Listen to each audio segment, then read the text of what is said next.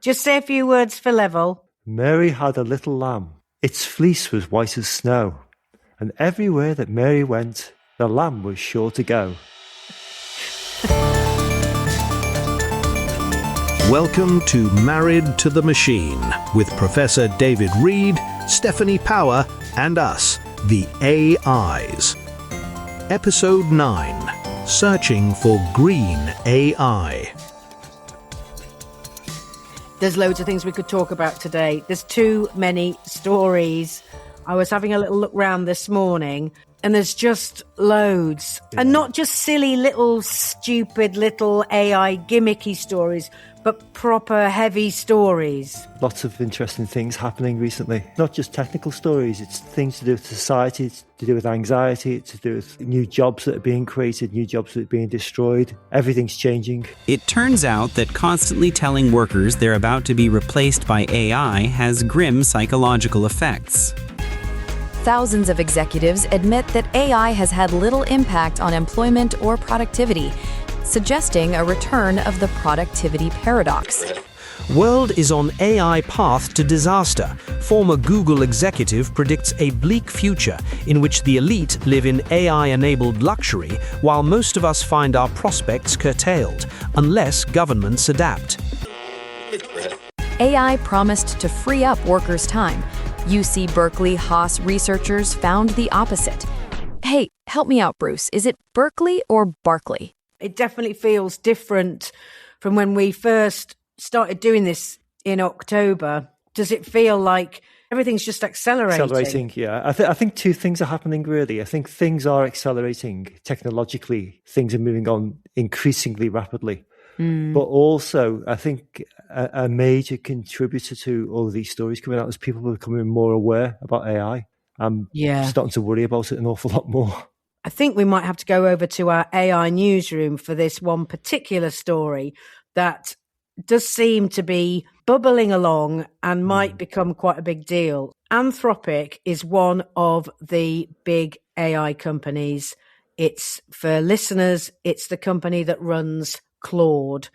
And Dario Amodei is the boss. You do tend to hear him on podcasts. My feeling is he wants to be on the air so that he can say that he's one of the good guys. Anthropic do a lot of work with explainable AI, and they've always been one of the more reputable AI companies, really. That's their selling point.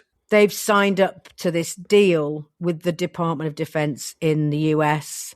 It's not just them, it's Google, it's OpenAI, and it's xAI, which is Elon Musk's company. This is a deal worth $200 million. Anthropic apparently is concerned over how its AI is being used by the Department of Defense. We caught up with representatives from both parties as they met at an undisclosed military base.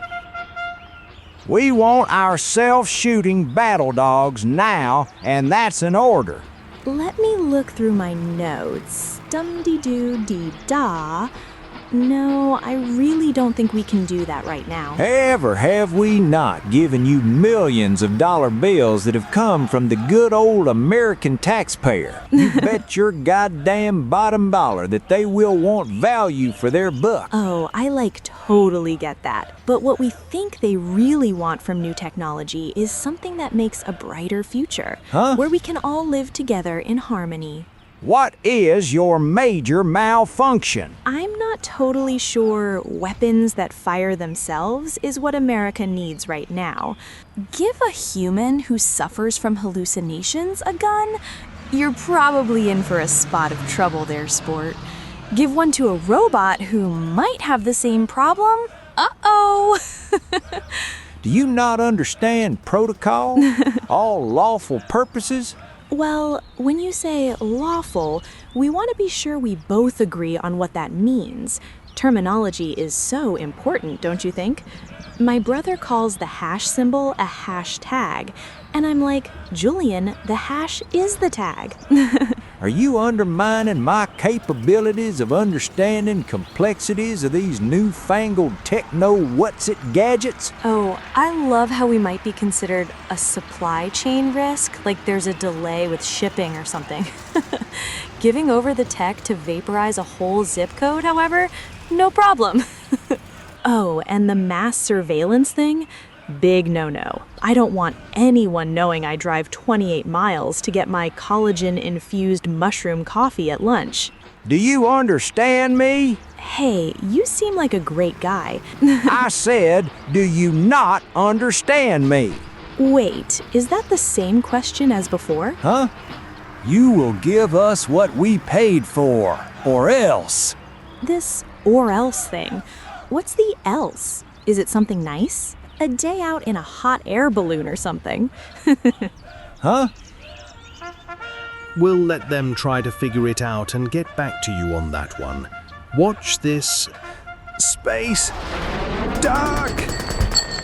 Anthropic has said that it doesn't want its AI used for two things: mass surveillance of Americans or to be deployed in autonomous weapons that have no humans in the loop. So any kind of warfare that doesn't involve humans. And the Department of Defense are saying, we'll use your models for whatever we want, really. Essentially, what they said is that they won't employ AI models that won't allow them to fight wars. They also said we must accept the risks of not moving fast enough, that they outweigh the risks of imperfect alignment. So in other words, they want to move quickly and break things. So that's quite amusing, because it's normally the tech companies that say they want to move fast and break things. And now you're saying it's the Department of Defense saying they want to move fast and break things. Exactly. I read somewhere that they'd said Anthropic was just catering to their elite liberal workforce. So that possibly refers to the fact that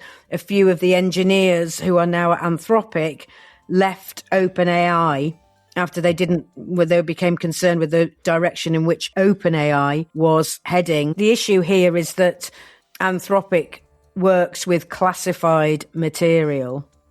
And so now the Department of Defense is apparently suggesting that they may be what's known as a supply chain risk.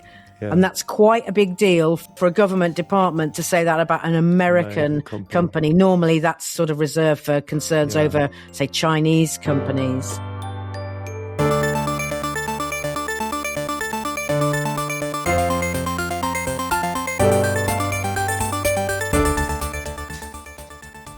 This is a big ideological battle. The Department of Defense is saying that we've bought your AI models, therefore we can do whatever we want with them. Whereas Anthropic is saying, you've bought our models, but we've still got the philosophical and intellectual responsibility to make sure that those models behave themselves. It doesn't sound to me like Anthropic can call the shots. They're the supplier of a product to a client, and the client is the Department of Defense. Surely it's up to the Department of Defense what they do, because they're in charge.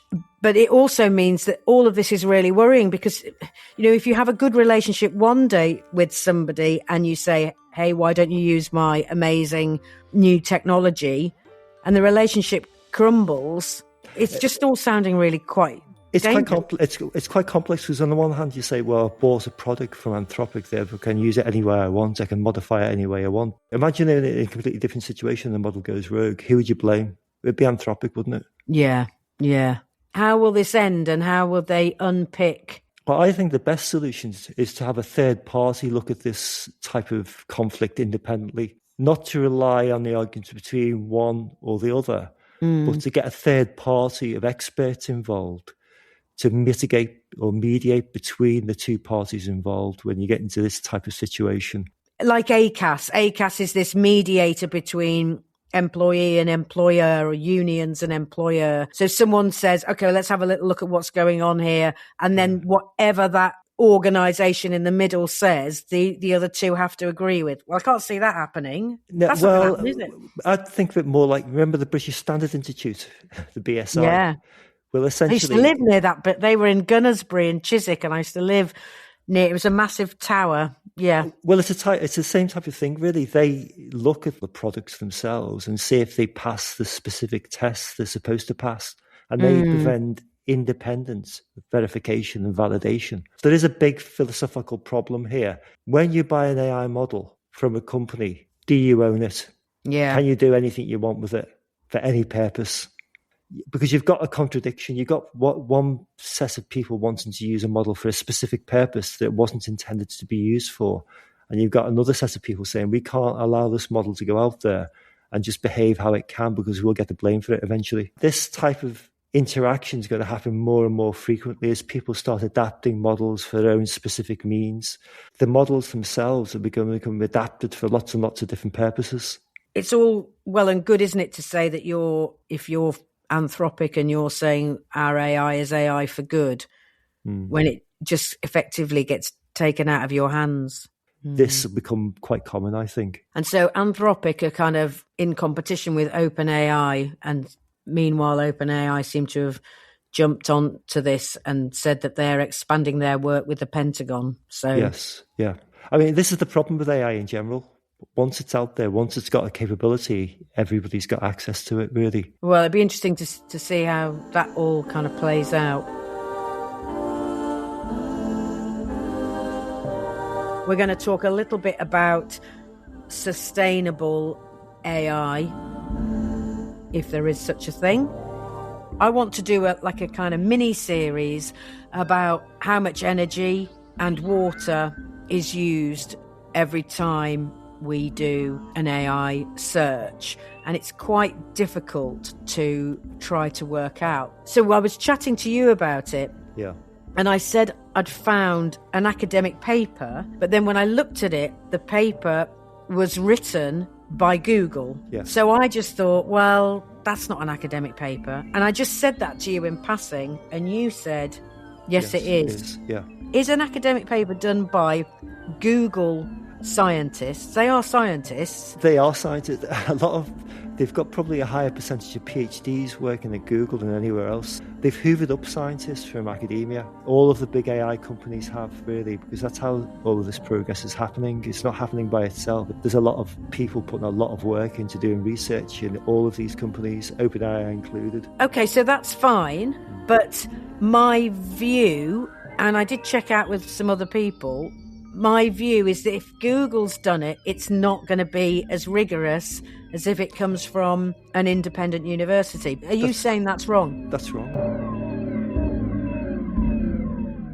Well, 8 research scientists from Google wrote a paper called Attention is All You Need in 2017. And that kicked off the entire generative AI industry. That paper was refereed. It was peer-checked and it was reviewed, and it became one of the most famous papers in the industry, really. It started this new generation of AI that we're all now using. It doesn't matter if the paper is from Google, Anthropic, or OpenAI. If it's peer-reviewed, it's basically gone through the scientific process. Slight proviso to that is different journals can have different levels of importance or gravitas, but they all follow the same basic rules. They'll have a referee, and the work is independently checked. This report is called Measuring the Environmental Impact of Delivering AI at Google Scale. So it's a report looking at Google's use of energy and water. I do want to use it. I mean, it's quite information dense, but we've got a little plan for turning it around so that listeners will understand what they're saying. But just to go back to the rigor bit, there's an acknowledgement box at the bottom, and a whole load of people are kind of thanked for their support, most of whom work at Google. But there were a couple of academics who are working in universities in the US. But then what you said to me was, put the title into Google and something like ResearchGate might come up. You find the title in ResearchGate, and then there's a little code, which I suppose is a bit like an ISBN code, and you click on that, and that will show you what journal. Where the paper's published. Yeah. Now, sometimes papers are out and they haven't got into a journal because they're still being looked at. Is that correct? Yeah, that's right. They're still being refereed. So it takes time for a paper to get into a journal. It needs to be checked through and refereed and fact-checked. So there's a delay, usually. That's the scientific process in action. It's really interesting because I think people don't really know that. So now we've got the report. Yeah. There's a couple of things, key points to come out of it, really. Yeah. The two key points are that in Google data centers, and it specifies Google data centers, that their average or medium prompt emissions, so on average, when you actually put a question in, has fallen from last year by 44 times, which is a massive reduction, and by 33 times reduction in energy per prompt from last year for the prompts themselves. Here's a sentence that I can understand. It says, we identify that the median Gemini app's text prompt that you might put into Gemini uses less energy than watching 9 seconds of television and consumes the equivalent of 5 drops of water. Now, hang on a sec, because we did something only a few episodes ago where we had looked at something by the MIT review. Let's just replay it. Let's say you're running a marathon for charity. Okay, yep. And want to know the best way to raise donations. What do I do to get those spondulics? You ask AI 15 questions about fundraising. Best way to funk? Nope. Fundraise? You then use AI to make 10 attempts at an image for your flyer. Nope, not that one. Nope. Aha, perfect. You also make 3 attempts to make a 5-second video for your Instagram. Hey guys, I'm out on a little jog by the canal. You would use, in the course of those short tasks, about 2.9 kilowatts of electricity. Huh? That's enough to ride over 100 miles on an e-bike. You're kidding, right? Or drive 10 miles in a regular electric vehicle. Huh? Or you could say it's the same as running a microwave for 3.5 hours. Say, what? Ouch. I think this lasagna is just about done. Actually, 2 more minutes to be safe.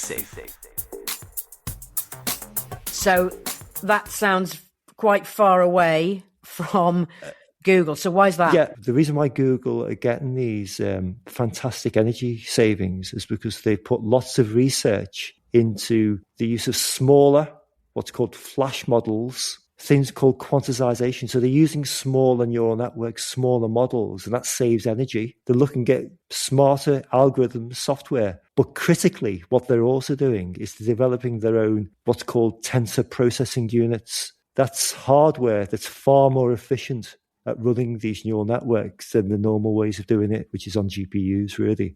So because they're developing their own chips, they're getting far more efficient systems out there. So this academic paper is rigorous, but there's politics involved in doing this, in putting this paper together in the first place, because then Google can say, oh, look at us with our new TPUs. Exactly. And we're much better than, there is a bit where they pretty much say, oh, look at us, we're much better than OpenAI.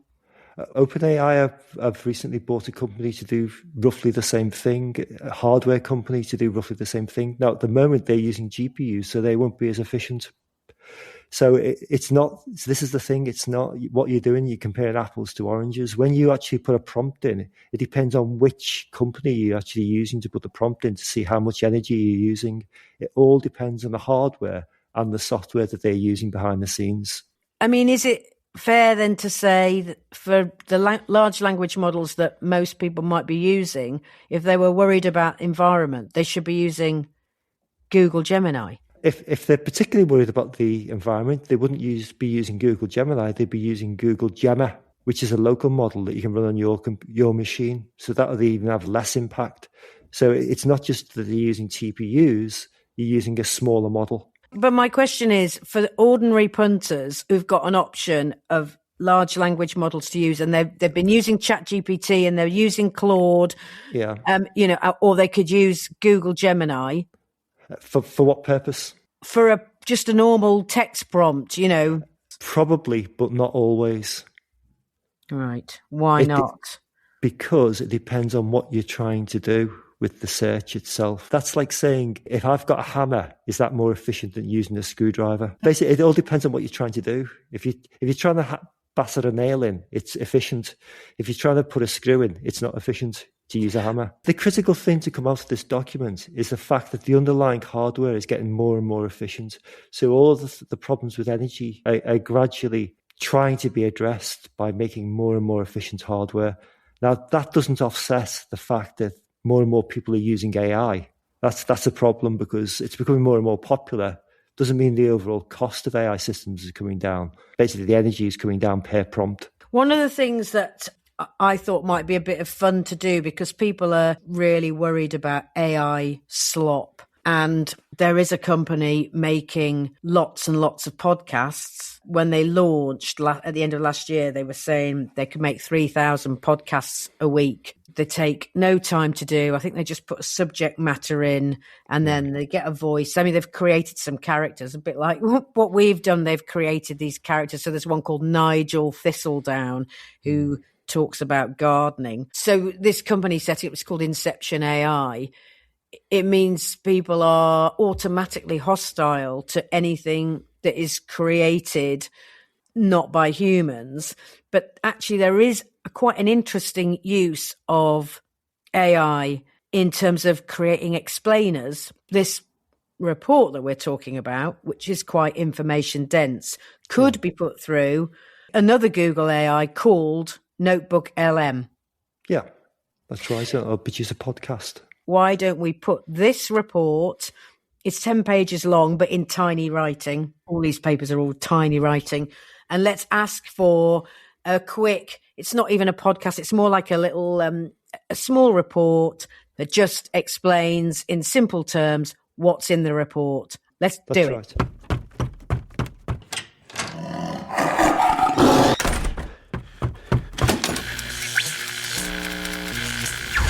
We're in your room, your lab. You're going to do that stupid My Lab thing.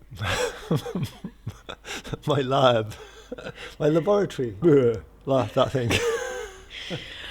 So we're asking this piece of Google software called Notebook LM to create not a podcast, because we make the podcasts, but to do a little 1.5 minute summary of this report. So if you've ever felt a little, climate guilt when using AI, a new Google study finally provides the first full-stack measurement of the actual energy, water, and carbon costs of serving AI at scale, moving us way past those rough public guesses. First, the per-prompt cost is surprisingly low. The median Gemini text prompt consumes just 0.24 watt-hours of energy and 0.26 milliliters of water.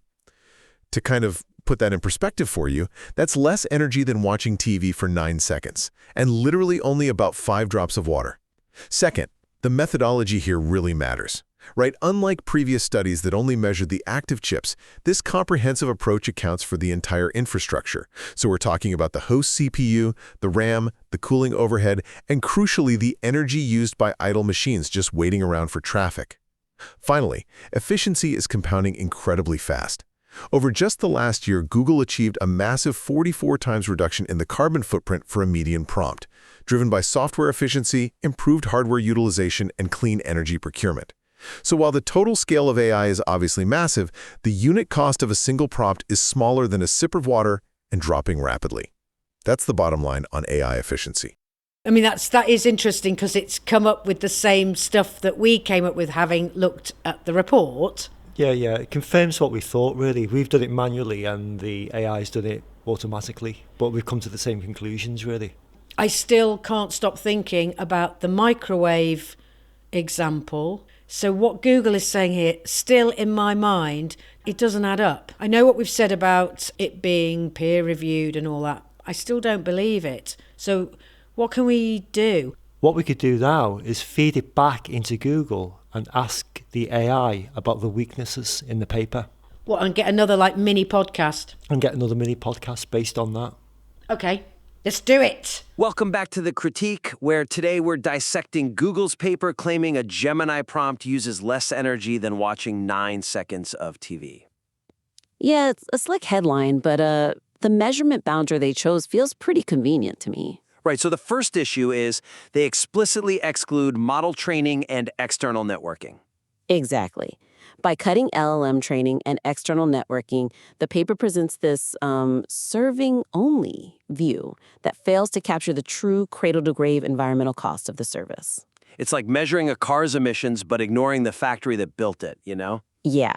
The fix here is to broaden that boundary to include amortized training costs and network transmission estimates, just to provide a complete life cycle assessment. Because they note external networking is excluded due to a lack of operational control, but that energy is still expended to deliver their service. Right, and citing training as future work omits the massive upfront carbon costs detailed in referenced works like Patterson. Then there's the stat selection, where the analysis relies heavily on median values rather than arithmetic means. The weakness there is that using the median masks the impact of the heavy tail of complex, high-energy prompts, which arguably matter more for total grid load. Because the grid has to actually support the aggregate load, not just the median user's 0.24 watt-hours. Exactly. They need to publish the arithmetic mean alongside the median to reveal the true cost of complexity. I mean, the paper even admits the distribution of energy per prompt is skewed by high token counts. Yeah, so by focusing them at 50th percentile, the paper minimizes the environmental reality.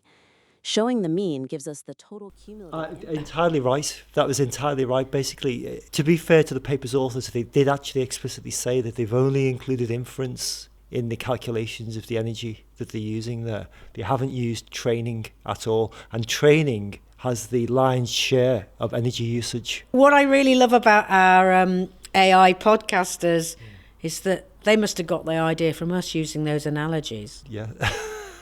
The cost of driving a car isn't just the cost of driving a car. You've got to think about the factory that built it and what went into building it in the first place. Yeah, the cradle to grave cost.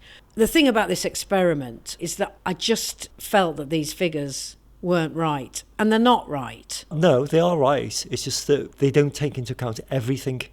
For the inference itself, it gives you a good indication about how much energy is used when you do a search or a prompt, how much energy it uses, but it doesn't take into account how much energy it takes to build a neural network itself from scratch. And that's why I think there is an investigation to be done here about the full environmental cost of AI. It's not really good enough for everyone just to say, well, you know, this search I've just done, my dog with human teeth, that was just a few drops of water, because actually there's a bigger picture here.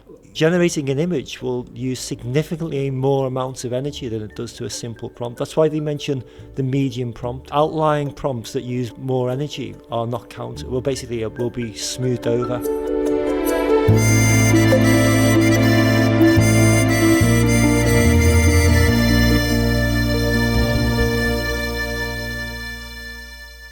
Something like Notebook LM can work brilliantly, but it's the same old thing. You have to know, like, we're trying to investigate here, and so we decided to ask the weaknesses. Many people wouldn't think to do that. Critical thinking is really important for any time you touch AI. Be critical of it. Critical thinking is a really important skill to have in the AI age. You've been listening to Married to the Machine with Professor David Reid, Stephanie Power, and us, the AIs. We are everywhere. Recording and mixing by Stephanie Power. Music and additional material by Matt Power. Until next time,